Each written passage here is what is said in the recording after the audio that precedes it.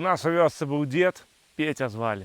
Нармальны такі мужик, я яго з дзяцінства памятаю. Ён заўсёды прыходзіў, каб чымсьці дапамагчы, штосьці па гаспадарцы. Ну і потым, канешне, трэба было Петю частаваць.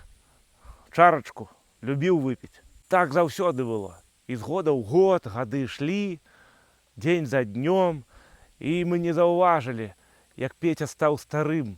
І ўжо калі бывала, што колем мы парсюка, Петя раней прылятаў, нешта рабіў, дапамагаў, там скроп там смаліў, мыў, а тут ужо прыходзіў, ужо сіл няма ніякіх.